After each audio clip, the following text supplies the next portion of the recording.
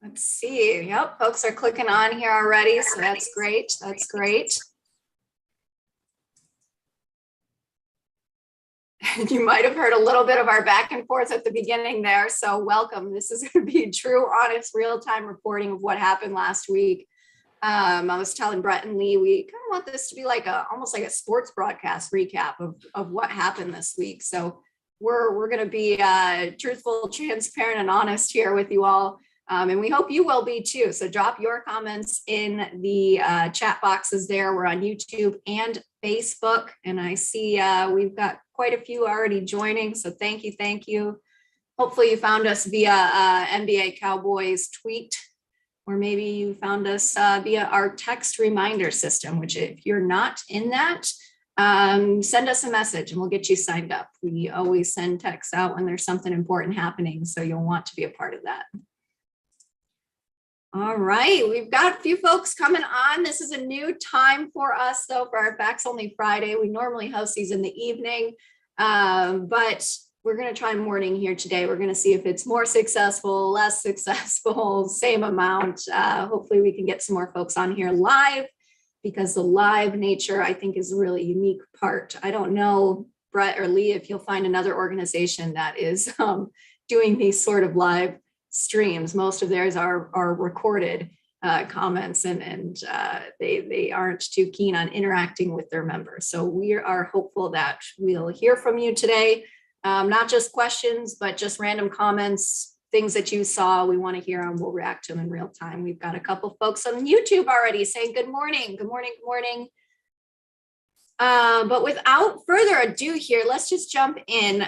We've got USCA directors Brett Crosby and Lee Reichmuth with us today. Brett and Lee have been instrumental in helping us prepare for the Senate Committee on Agriculture hearing that happened on Tuesday. USCA did have a witness testifying there. That was Mr. Ricky Ruffin. He's a Mississippi cattle producer and has the accent to match, which Ranking Member Bozeman commented on in the middle of the hearing. But he's a tried and true cattle producer down there in Mississippi, grew up around it with his dad, and is now running his own herd down in Bay Springs, Mississippi, I think. His day job is as an attorney, so he was very well spoken for us at the hearing and able to counter some of those points that we heard from different senators that might have been in opposition to the bill. So Brett, Lee, where are we at now at the end of the week here? We had a big week, Senate and House committee hearings. All the attention in DC was focused on these in the agriculture space.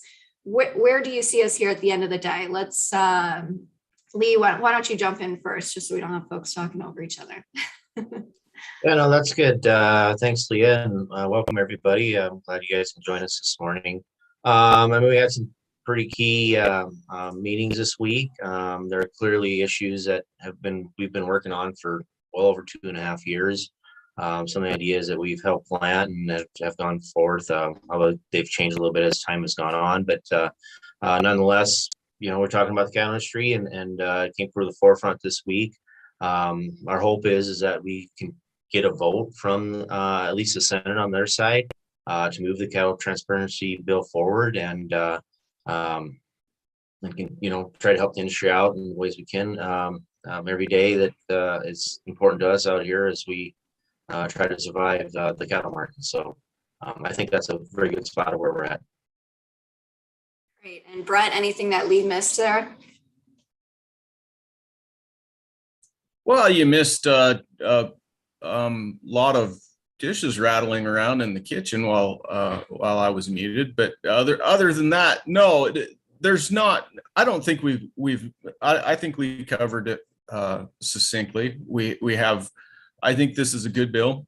I think this is. I think the way I look at it is it is not a new regulation. It is it puts parameters on the existing regulation. In other words, if you're going to use public data to price cattle, then you have to actually contribute to that public data set. And I think we are making good headway. I think there's a little consternation out there with some people still, but I think if we want to save the negotiated cash market, then this is the best bill we can. I think this is about as good as we can ask for. Yeah, and to quote the former Agriculture Committee Chairman, Mr. Pat Roberts, he used to always say about the last farm bill, it's not the best possible bill, but it is the best bill possible. And I think we are in that that space right now where we've worked really hard. We've worked really hard with other state and county and regional organizations. Association worked really hard with different senators, different members of the House from different regions of the country. And this is the bill that we've got in front of us now. So let's go to the Senate committee hearing first there on Tuesday. We again had our witness, Ricky Ruffin there. NCBA had Mr. Sean Tiffany. The National Farmers Union had Ms. Shelley Zeisch out of North Dakota. And then Dr. Stephen Kuntz was there all by his lonesome on the end of the table there. I want to kind of talk about the witnesses here. It is a process getting a witness approved through either the Senate or the House committee hearing. You have both of those committee staff. They do their own very rigorous background checks, and they might, not always be for safety or for, security. It's a background check to see if what you're going to say is going to align with what the committee wants to hear. And that can be good, that can be bad. But we were able to get Mr. Ricky Ruffin through that rigorous vetting process. And I'm not sure how some of the other witnesses made it through that process. Brett Lee, Mr. Tiffany made a really interesting note in his testimony where he said that he leases shares in premium beef. Did you guys catch that? Yeah, so that I did catch that, and so basically it means that he is a packer partner, so to speak, to summarize it, with National Beef, which means he's getting part of the process. He's somewhat vertically integrated. And so that's what it is. Yeah. So in other words, you had a producer on the panel, a processor or packer partner on the panel, another producer on the panel, and then somebody who has claimed that they've spent their life's work studying thinning cash negotiated trade. Yet even after that lifetime career in that field of study, he hasn't come forth with a solution. Brett or Lee, I might be missing something, but I haven't seen Dr. Kuntz's proposal for what would work even after a lifetime of studying it. Yeah, it was interesting. One, I kind of know on the outsides, the people that he has been associated with, particularly on the NCBA and the large corp packer side. That's his connection to that. I thought it was interesting that Senator Fisher brought it out and talked about how Kuntz's data and his studies are based upon past data that necessarily doesn't correlate to his outcomes today that Fisher used in her own bill. So the one that's getting to talk about today. So that was interesting that and I'm glad she pointed that out because that is true. Yeah, I think Dr. Kuntz is in a very difficult spot. He's he is, as an economist, he recognizes that economies of scale and other processes, advancements in processes, streamline the process of the marketing and beef.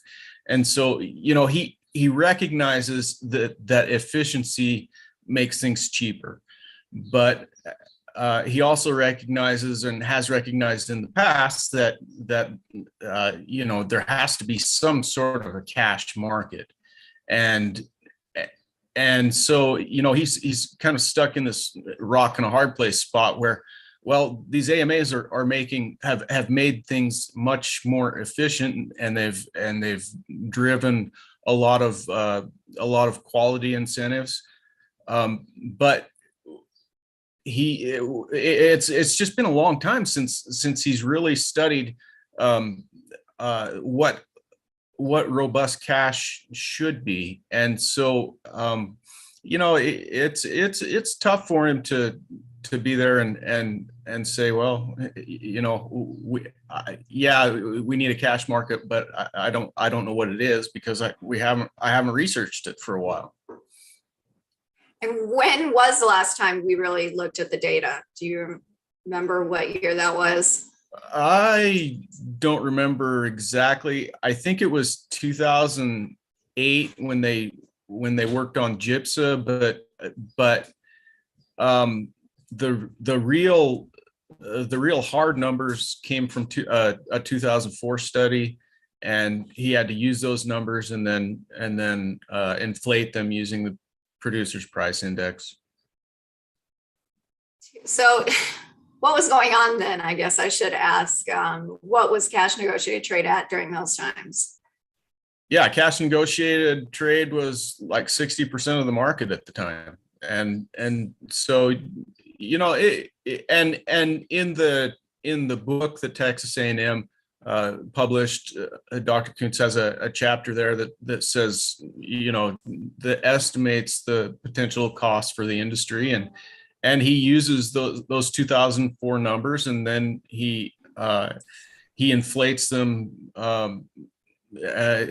using the producer price index, and a lot has changed since then, and he recognizes that. He said, at the end of his chapter, he said, this is my best guess, but it's kind of a guess because it needs to be researched more. And he's right, but that's what this bill is doing. It's authorizing the USDA to look at what cash needs to be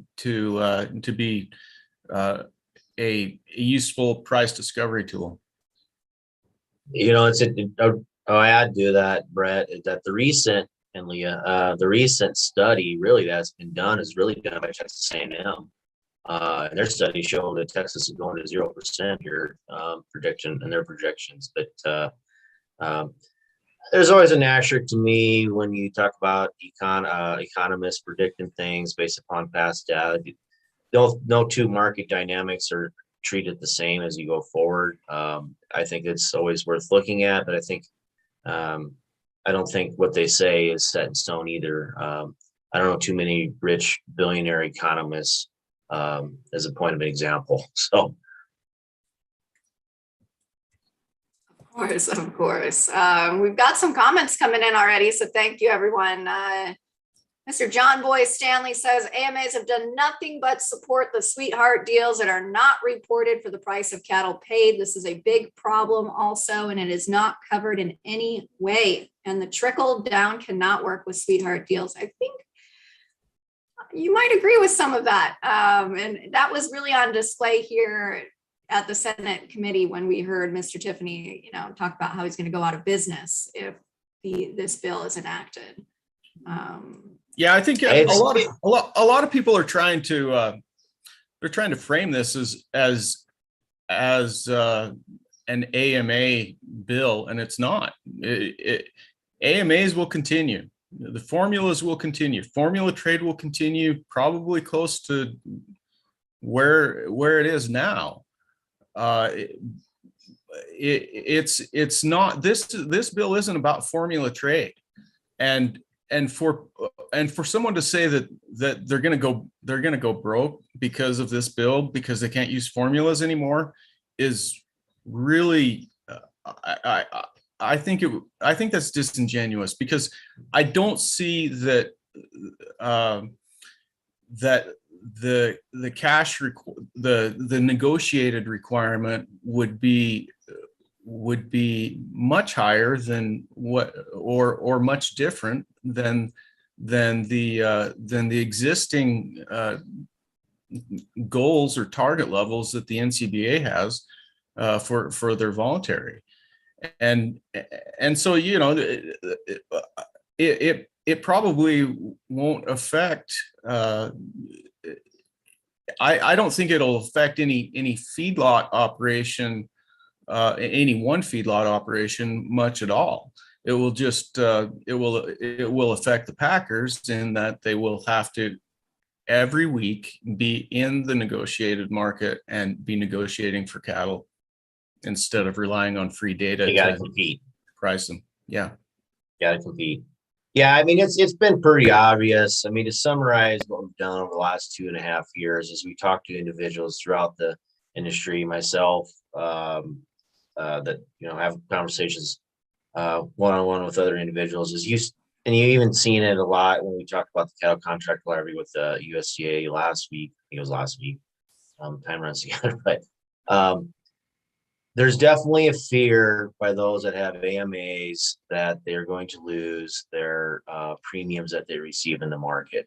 And I think that's the major fear. And those are the people that we fight. That's why we see differences between our organization and a lot of people in the NCBA, because a lot of their bigger producers, you know, provide a lot of money to the NCBA the way their voting works.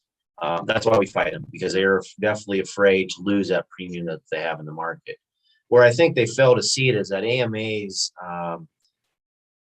they don't entice competition. When you can get involved with an AMA, you're therefore providing captive supply to one packer, and that's where where the problem begins. And we've seen that as we've talked to, we've seen in the Senate Ag Committee this week where Tiffany has his agreement. He don't want to lose that, and I can understand him, but I don't have an AMA with anybody. I can sell cattle, negotiate them, and get a great premium as well. You don't have to do an AMA. Sure, it is easier if you just turn the cattle in, but as a whole, that is a problem with the industry, and why we're fighting for to not go the hogs and chickens where you have hardly any cash market. And if you have a system that has everybody turn in captive supply, you're eventually going to run out your cash traders, and we see that issue, and that's why we brought forth these solutions to help with that. Well, I want to come back to the point you make there at the end, where why should we be worried about corporate interests in our food like that? But the conversation has also reminded me of a personal question I've had that came up time and time again this week in the House and Senate hearings, branded or program cattle. So like the NHTCs, can't even think of anything else right now, but they're saying that if this bill were to go into place, there would be no incentive to produce that type of branded program cattle. Can you expand on that? Is there any truth to that statement? Well, Tiffany is right in that you have to have data. You have to have proper paperwork that these cow are born. They have to have natural affidavits, which goes from a cow calf guy, which may be sold to a backgrounder or somebody that maybe got to run the cow out on grass, and then they're sold to the feedlot. That does take 2.5, 3 years for that animal to get to market. And so, when the cow is at market, they need to have a solution for that animal that a premium is attached. They sold cattle in Yankton, South Dakota that have those affidavits, and they had a market for them. And in fact, the market was in the 150s. They were getting those premiums without having an AMA. And that was the auction. So I don't necessarily agree with Tiffany that you have to have an AMA for those programs. And we've heard that whole prop. Hey, if we have passed this bill, you're not gonna have to negotiate your cattle, and you're not gonna get those premiums. That is malarkey. That you can still find outlets for those products.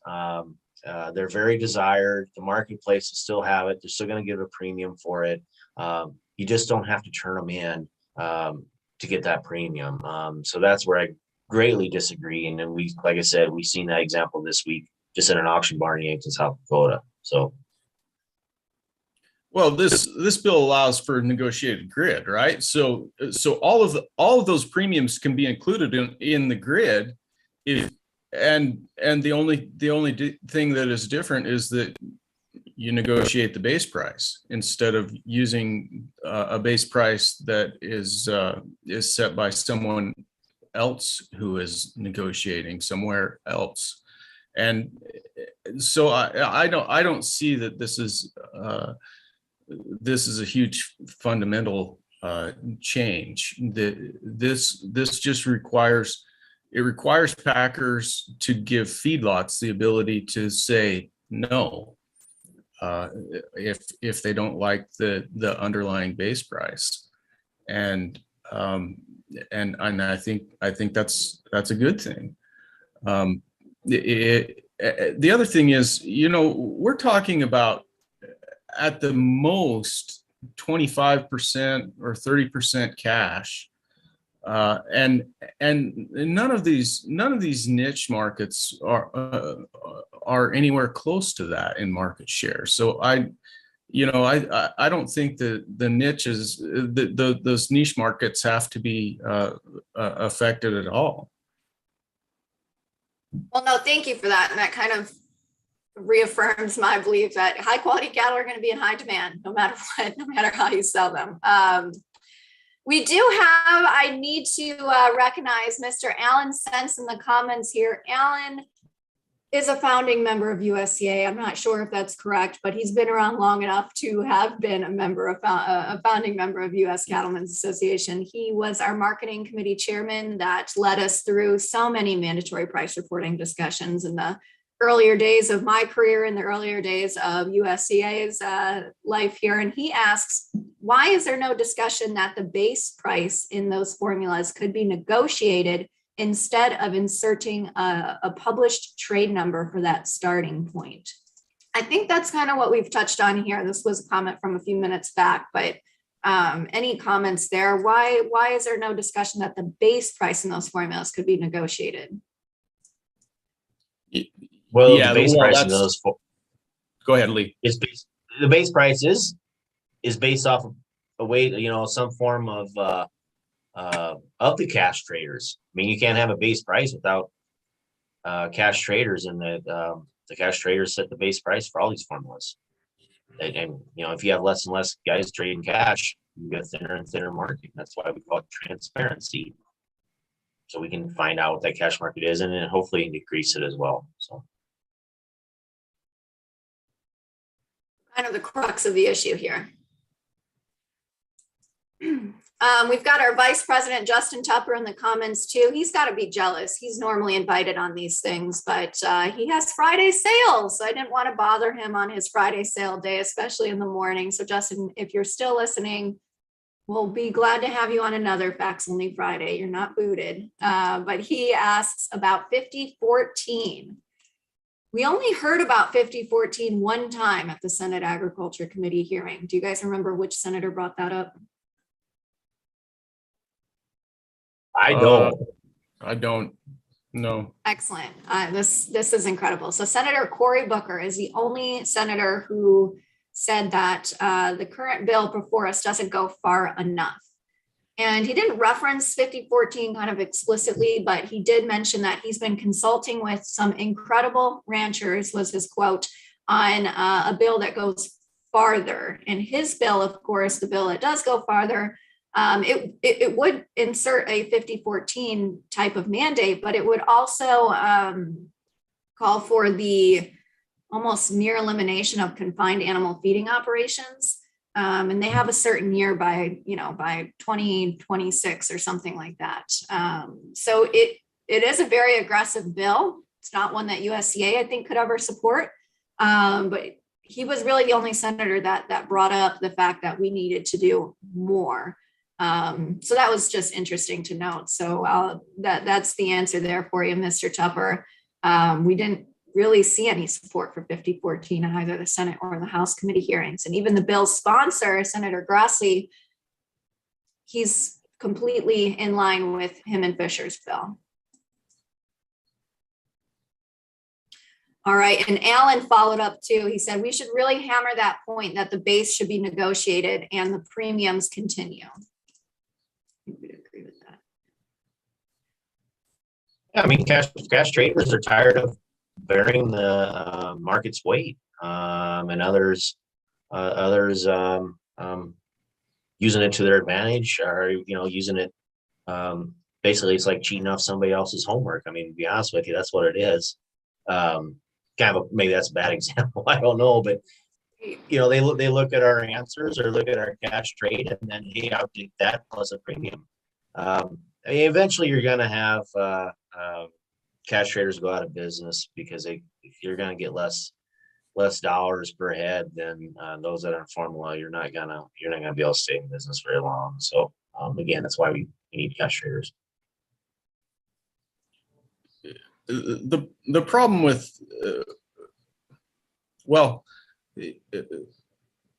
price discovery just requires a statistically significant sample size. So if 50% is far more than a statistically significant sample. So if the requirement is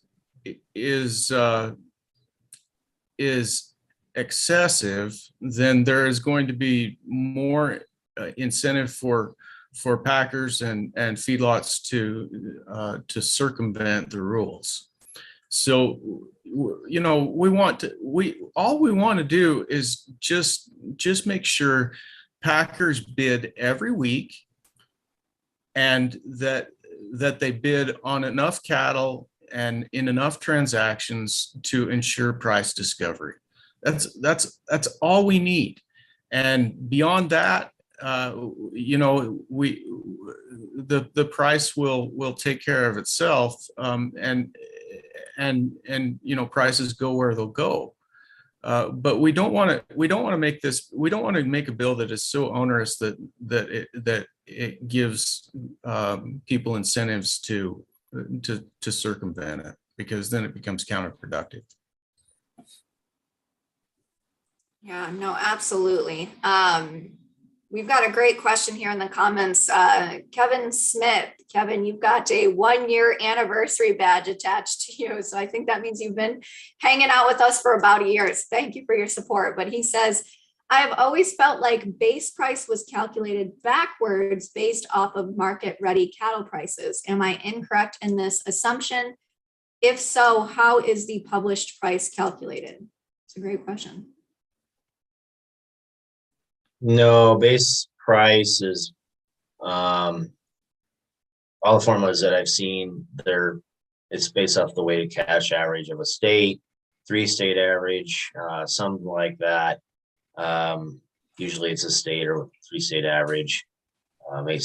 Maybe bigger packer or bigger feed yards might do 5-state weighted average in certain different locations, but that's how the base is. Yeah, it depends on where you are, but the base price is almost always it's not leftover. Let's just put it that way. It's based on a cash price somewhere. There may be some base prices that are based on some combination of box beef and cash, but they're all based on some sort of a cash price, whether it's a state average cash price or 3-state or 5-state or 5-region. It's some sort of price that falls under the mandatory price reporting. So that we circle back around. If you're going to use mandatory price reporting, if you're going to use this regulation, mandatory price reporting, to price your cattle, then you actually need to participate and contribute to the data set. Yeah, otherwise you're, like Lee said, cheating off someone else's homework. So great question there. That reminds me of another thing that kept coming up at the hearings this week was NCBA said they wanted a voluntary mandate, which doesn't really make sense. Those are kind of two separate words, but they referenced their voluntary program that, was a wild success. And from everything that I've read, their 75% plan didn't really go according to plan. And I think a few senators touched on that. And I know in the House, at least, the four Packer CEOs weren't even aware of this 75% plan. So what happened there? What happened with the voluntary initiative? Yes, Senator Fisher called NCBA out on it. Flat out said, you guys had a voluntary program that said you were going to do something about it, and then you pretty much reneged on it. And pretty much said, you guys have the data behind why it didn't work, and voluntary doesn't work. And she also referenced that she doesn't like the mandates herself. She flat out said, I don't want mandates, but clearly a volunteer program that they had doesn't work. And obviously we have some issues in the beef industry, and this is, a solution to those problems. So voluntary thing did not work. It failed big time. And then basically used NCBA only reneged on what they said they were going to do. So I'll just leave it there. Not much more to be said. I think Senator Fisher did a great job of capturing that. Going on to the House side. And this stream did go a little bit early, so folks might have heard when I did call the House Agriculture Committee hearing a mess. I'm going to stick by those comments. I don't think that we were best represented in the House. I think in the Senate, we did an excellent job of defending our point, defending our bills, defending our support. In the House, NCBA ran the show over there. And, that's kind of the differences between the Senate and the House. House members are up for election every 2 years, which means they do rely more on PAC funds and political donating. And USCA does not have a political action committee or a PAC or some way to donate to campaigns. NCBA does. I'll just leave it there. I won't tie the knots together for you, but the House hearing, we didn't see as much explicit support for these two bills. And I think that's concerning, but I also think it's an opportunity here because we focus so much in the Senate. We really do need to start calling our members in the House. And this is my plea to everybody watching to maybe right after this stream, give your members of Congress a call and ask for their support of this bill if they're not already on it. But any overall comments of what happened in the House? And it was a long hearing, so I know I wasn't able to watch it all the way through. It's going to be on my weekend list of things to do, but there was some interesting high points for sure. Honestly, I didn't watch it, so I don't know how it all turned out. All right. It was the long one. It was Go long. ahead, Yeah, it was long. There was two parts to it. At first they had the three, and really the two, bless their heart for trying, but didn't feel like they knew the issues very well. A lot of the questions they were asked kind of out in outer space. Again, I thank them for trying, but so that left Don. So obviously he is going to have the NCBA's push behind what he speaks of. I did find it interesting that he pretty much came out and said small producers are going to go by the wayside. We're going to go vertical. That's what you need to do. Yet that organization talks about how they're for grassroots and they're, represent those people, but he's telling them they're going to go out of business and get on the train. And that kind of stuck out to me. One of the other things is when they spoke to the Packers, and Corbett Wall talked about this in his one of his recaps there, I think yesterday morning. Kind of talked about one of the representatives. They put him on oath, and he says, "You guys," on Corbett Wall's words, "collude on pricing." Starting back in 2015 for prices. And JBS said, the other three said no, and JBS said, "Well, I don't think so." So I don't know if they're using that for some other stuff behind the scenes or what's going on there, but other people notice that. Corvo noticed that as well as I, but not a lot of stuff other that I really felt that came out of it. Just kind of unfortunately because of the witnesses they had, which doesn't help to try to get this bill through when we need people that know this industry well and throughout the whole supply chain and how the marketing industry works on all fronts, not just on your own ranch. So that's kind of my takeaway. No, that's a good summary of it. And Brett, you see all of this peripherally. You didn't really need to watch all, I think it was like 5 hours of the hearing to understand what it was that they were going to say. We fired up a lot of folks though with those comments. We just got a couple more comments coming in. So Vice President Tupper says that NCBA defended the AMAs and the Packers said that we are just currently in a cycle. John Boyce Stanley followed up saying, yet the Packers cycle is lasting a lot longer than the cow-calf cycle. Why? So we did see that. We saw a lot of folks defending the supply-demand side of it, that it's just going to be a cycle.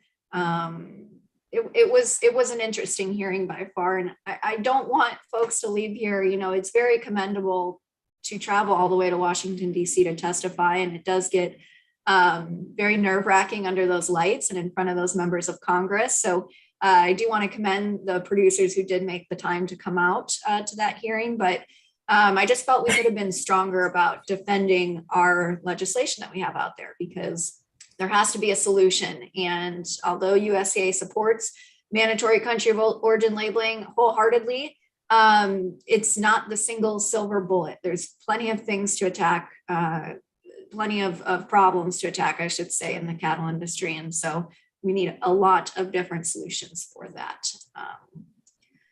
Let's see here. Any more comments, questions? Oh, Wade asks, are there going to be any more hearings on the House side? I don't think so. And this kind of gets to a point that Lee had asked earlier, you know, what happens next? And we've done the hearings. Now we need to vote on the bill. And that's going to be the really key point here in the next few weeks and months ahead.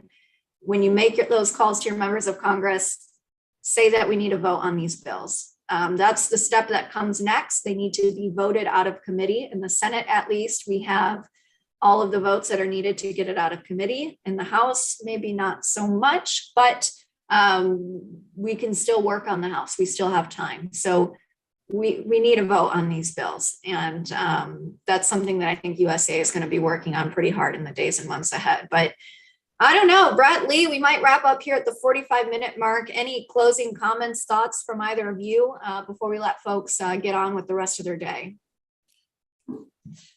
I just no, it was a good week. And then go ahead, Brett. Sorry. Oh, no, I just want to make sure that we all understand that this bill isn't about making cattle prices higher. This bill isn't about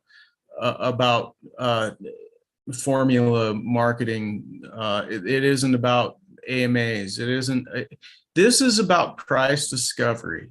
This bill is simply about making sure or ensuring that we have enough negotiated trade to rely on, so we understand, so we can make decisions on how to price our cattle.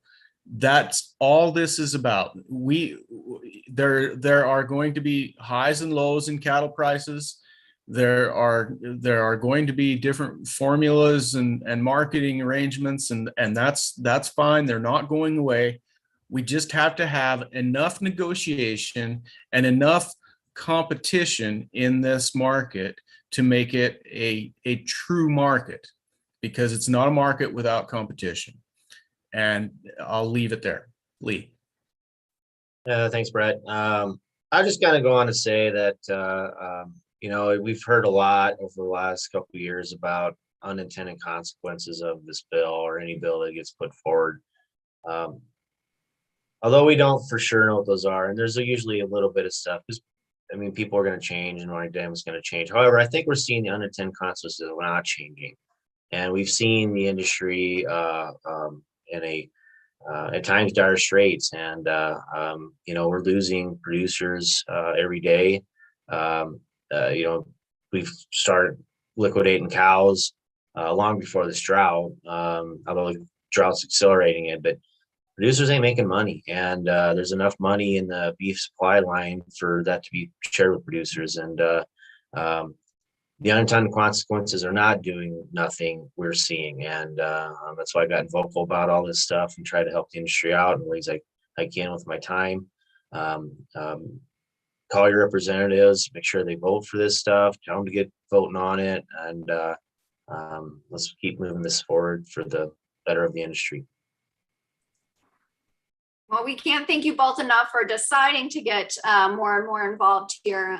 You guys have both been incredible additions to the USCA leadership team. So thank you. I rely on you too much for kind of the technical side of all of these things. So we really do appreciate you. And I would be remiss if I did not plug our upcoming Washington, D.C. fly-in. We're going to be back in person again after 2 years of virtual fly-ins. This is kind of our premier event at the U.S. Counties Association. So we felt pretty incomplete the past 2 years without it. That event's going to be happening June 11th through the 14th. So folks will get in on that Sunday, June 11th. We'll go do a tour of President Brooke Miller's operation out in Washington, Virginia on Sunday.